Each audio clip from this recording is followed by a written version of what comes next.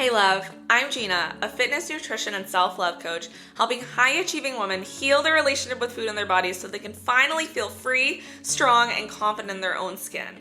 If you've ever felt stuck in the cycle of restriction, binging, and body shame, trust me, you are not alone.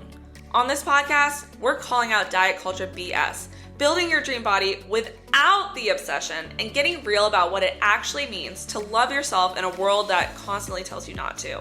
I've been there. Anorexia, binge eating, body hate, you name it, I've lived it. And now I help women just like you find food freedom, feel sexy in their skin, and take their damn power back. So get ready, because the Fit Without Obsession podcast starts now.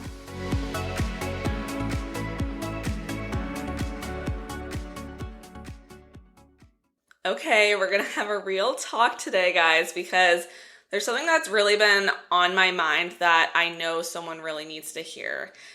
And it's that, yes, I still care what I look like. And no, that doesn't make me shallow or toxic or unhealed or a bad example of food freedom. You know, it's really not about shrinking myself to feel worthy anymore. Like the past me was always looking for. That's what I was chasing. I felt like I needed to be in a certain body size to be accepted, to be loved. But really, me caring about what I look like now, it's about feeling strong and feminine and confident and like feeling like a badass, because I feel like as women, we deserve to feel that way. We deserve to have goals, right? You can want to glow up your body without shaming your current one.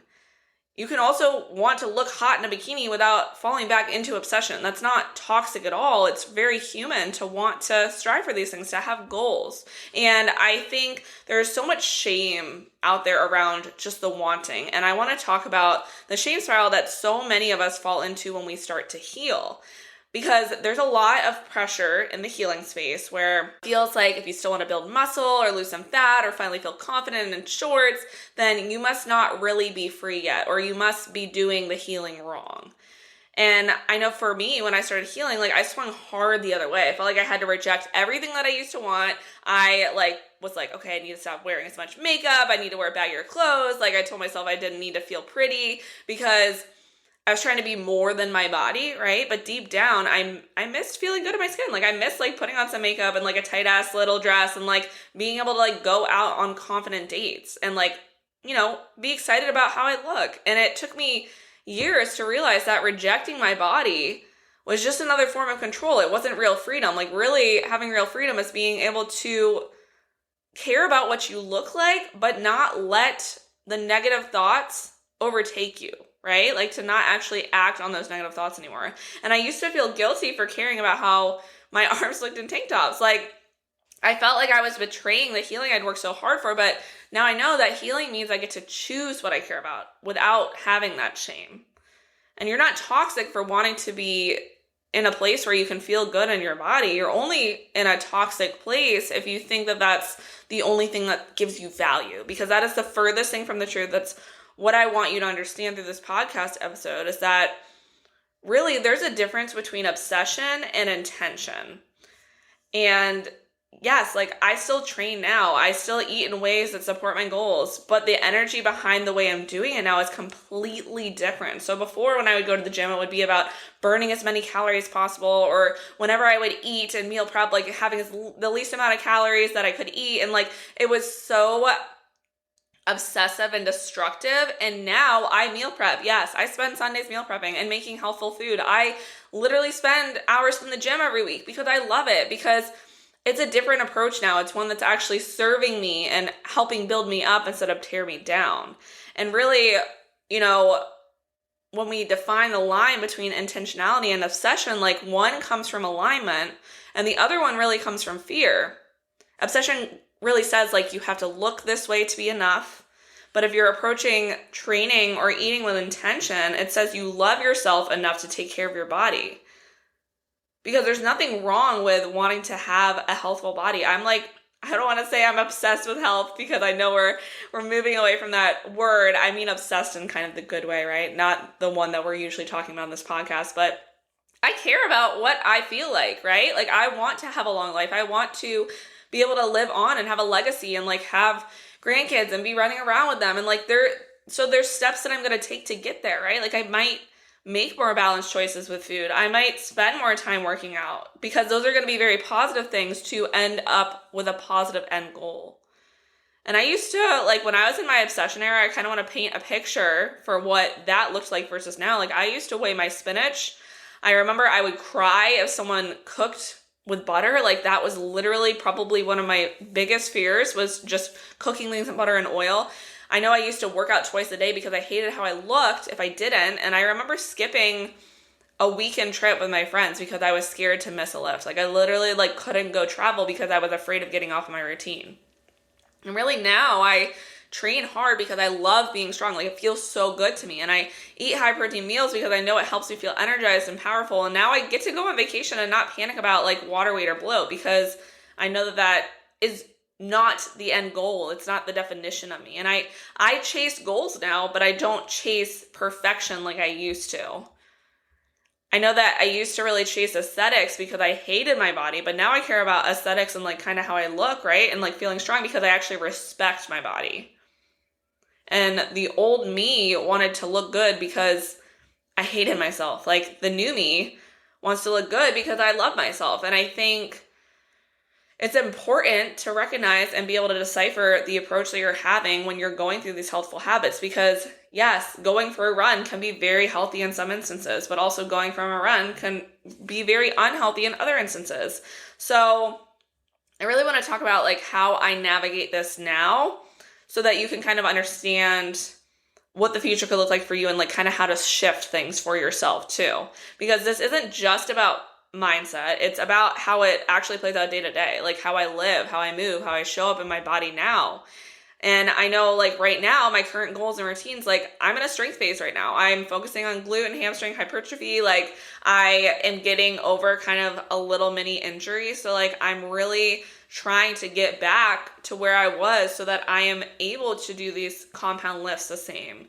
And I make sure that I hit my protein goals every single day, but like also I don't freak out if I don't, right? Like if I go on vacation, I maybe don't get as much protein in, like that's okay.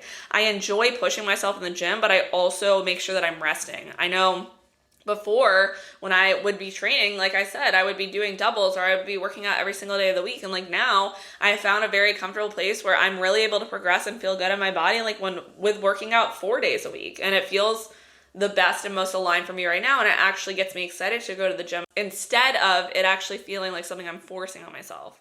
And you know, sometimes I wake up and I feel amazing in a crop top.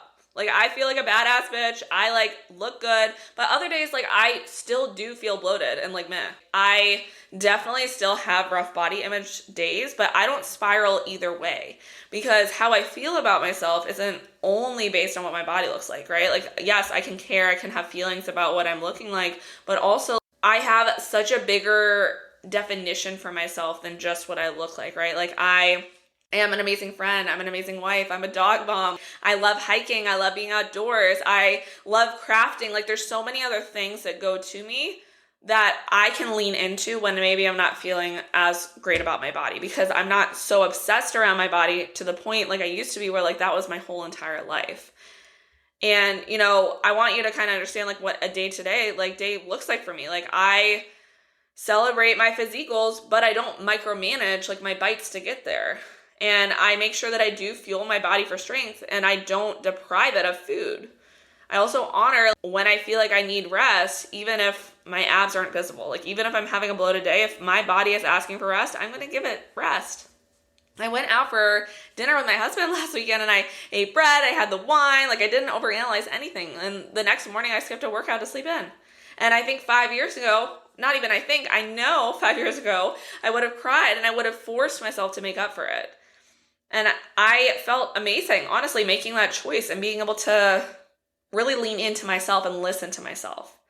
And yeah, maybe some other days I would wake up and I would do that workout. But I think it's knowing that I have a choice now and not forcing myself to do that thing. My body no longer dictates my joy, but I still love feeling good in it. And that's, again, not toxic. That's actually balance. And this might be something you need to hear if you're scared to admit that you still care. Because I know it can, like I said, it can feel sometimes like you're going against the grain and like you're not supposed to care if you are really trying to find this body positive place. And if you've ever whispered to yourself, like, I still want to tone up, does that make me like a bad, female working towards body positivity? Or I still want to look sexy in my vacation pics, like, does that mean I'm not healed? But you are not walking a contradiction for wanting food freedom and physical goals. You are a very complex, brilliant, layered individual who gets to, do whatever the hell you want, honestly. And it's not toxic to care about how you look. It is toxic to believe that your looks are the only thing that matters. So that's really what you need to start tuning into and kind of deciphering, like, okay, why do I care about the way I look? Is it to empower myself, or is it because I feel like I need to belittle myself? You can hold space for both of these things. Like, you can crave confidence and reject body hate. You can also pursue fitness goals without falling back into restriction. And you can want to be a work in progress and also a whole ass woman right now. Like, that's okay. Healing doesn't mean that you don't care anymore. It means that you no longer need to change your body in order to live your life. And I think there's some gut check questions that really we can ask, and you can ask yourself now. You can even journal on this, and it's going to allow you to stay grounded. But these are some questions that I ask myself whenever I feel like I might have my old mindset creeping back in. Like, maybe I'm getting obsessive, or maybe I'm making decisions because I'm looking for that worth, or I feel like that past initiation is coming up. So I ask myself, and I want you to ask yourself, like, would I still want this goal if no one ever saw my body? I feel like that's a really important one, because that tells you right there, if immediately you imagine yourself literally on some like deserted island and you're by yourself, do you still want this goal? Like, I know for me, like, I love being strong. I love pushing my limits. So like now, yes, I still have a lot of these goals, even if no one sees my body. So ask yourself that. The second thing that I want you to ask yourself is, am I doing this because it lights me up, or because I feel like I should? And that's that word right there. I talk about this word in therapy all the time. I feel like this is something that comes up, and I've worked through it, I think, with fitness and nutrition, but it still comes up in my life even now. I think a lot of us feel like we have to do things because we should do them, or it's the right thing to do. But really, like, what you should be doing with food and fitness is, like, it should excite you. And yeah, I'm not going to say every day is going to be easy. You're going to still have days where like, motivation feels low, or you would rather just like go to McDonald's and like get some fast food just because it's more convenient. Like, that's okay too. But kind of start to ask yourself, is this stemming from a shouldness perspective? And I don't even know if that's a word, but that's going to be a word for today in our podcast. And after that, the next thing I want you to ask yourself to see kind of like intuitively how you're feeling is, am I chasing this goal from a place of love or fear? And this is very important to decipher, because if you do want to heal, which yes, like even this episode is we're still focused on healing, right? That's what this podcast is all about. It doesn't have to look this picture perfect way that sometimes we think healing looks like, but we do, when we are healing, want to make sure that what we're doing is out of love. Even if it feels uncomfortable, even if it's hard, but it's coming from a place of, because we do love ourselves and we're pouring that into ourselves. So if it's because you're fearful, then we need to really re-examine the way that you're going about this. And the fourth thing, the last thing I want you to ask yourself is this a choice rooted in freedom, or is it rooted in control?